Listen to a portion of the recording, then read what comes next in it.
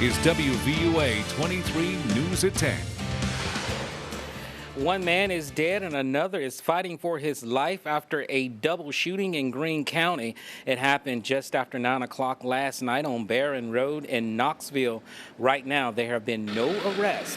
The investigation continues. Another SEC championship victory for the Crimson Tide. Good evening. I'm Jabari Pruitt. Alabama, the first team to win back-to-back. WVUA 23 sports anchor Jen Chapman joins us live from Atlanta with more. Jen.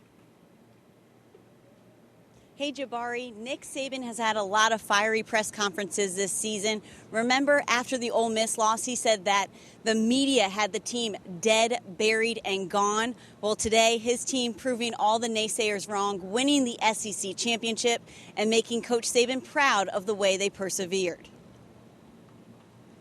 Well, I don't think anybody really thought after the Ole Miss game this team would wind up here.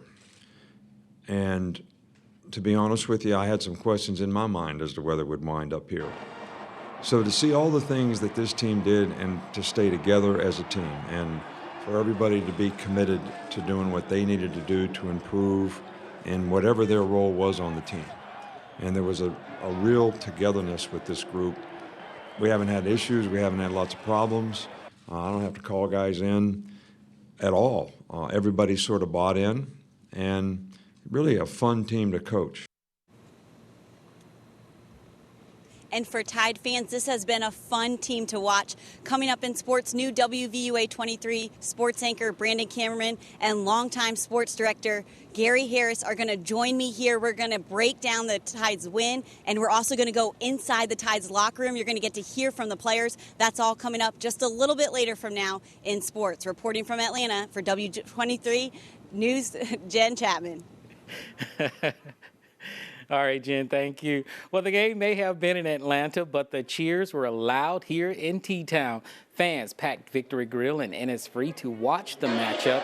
Known for the atmosphere and great food, both places have become a popular spot on game days. Well, it's a big game spot. We really love coming out here. The victory fries are really the best, and there's so many TVs, so you get to watch the game from like every angle. We love it here. And being from Florida, it's kind of hard to go against them, but I have become a huge Bama fan going here and everything. It's the best school in the world, so roll Tide.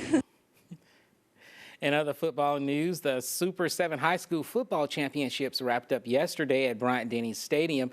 Teams from across the state paid a visit to the Druid City. WVUA 23's Jack Royer has more. While the Tide rolled to Atlanta, plenty of football for 3 game days inside Bryant-Denny. The Super 7 high school football state championship games allowed young athletes a big game on one of the state's biggest stages. Our member schools, most importantly, our student athletes. It's just a lifetime to just watch these kids. They don't even want to leave the field because this is an experience of a lifetime. Also an opportunity for an estimated $5 million impact on the city of Tuscaloosa. It gets them here, they eat at restaurants here. We assign a team host to every team that makes sure their stay here is as good as possible. And so they spend a good amount of time here. They go to different high schools and facilities and really get to drive around town and see all we have to offer here. 7 games brought 14 teams and their fans to Tuscaloosa for the 3-day event.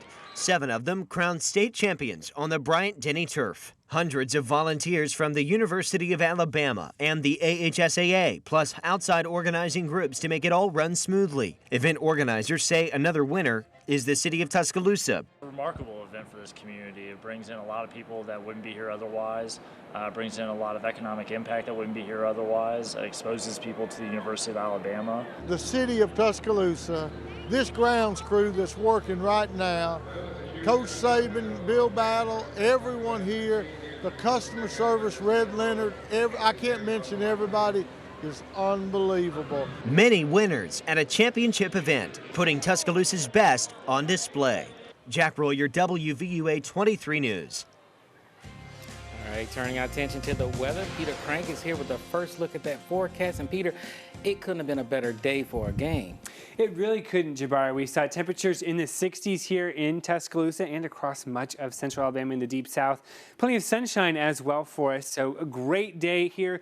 64 for Jackson as well as Hattiesburg and us here in Tuscaloosa. It was 70 this afternoon down in Mobile. So very mild day for early December, but we will take it. It's another great day out there, another great weekend as well. Clear skies for us this evening. We'll be cooling down into the upper 30s overnight tonight, and tomorrow back into those mid 60s for Sunday afternoon. Jabari? All right, Peter, thank you. With the latest on the mass shootings from earlier this week in California, ISIS claimed the shooters behind Wednesday's deadly attack that killed 14 and wounded 21 other supporters of the terrorist groups. Investigators don't know the motive behind the attack. Well, President Obama will address the nation tomorrow night at 7 o'clock. He plans on speaking about what the government is doing to keep Americans safe. Now, this is the third time since he's been in office he's making an address like this. Well, here at home, organizers of the Tuscaloosa Tinsel Trails are wanting to know who stole the Christmas tree that belonged to WTUG radio station. According to the Tuscaloosa News, it's believed the tree went missing Thursday night.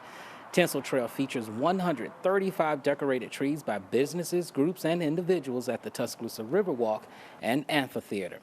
Well, today, customers at a local business were paid with acts of kindness. Verizon Wireless continued their Pass It Forward campaign at Mugshots Bar and Grill.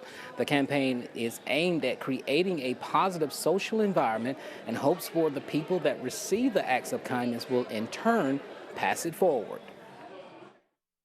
Just reaching out to the community, the positive social movement, giving back, random acts of kindness. We just want to help Tuscaloosa be an even more awesome community.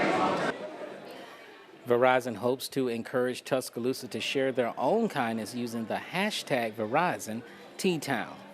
Well, Santa makes a special stop in Tuscaloosa today. The Children's Hands-On Museum hosted the 5th annual Candyland Breakfast. Many people came out to eat breakfast and brunch with the famous couple. Kids were able to see Rudolph, Frosty the Snowman, and the Minions.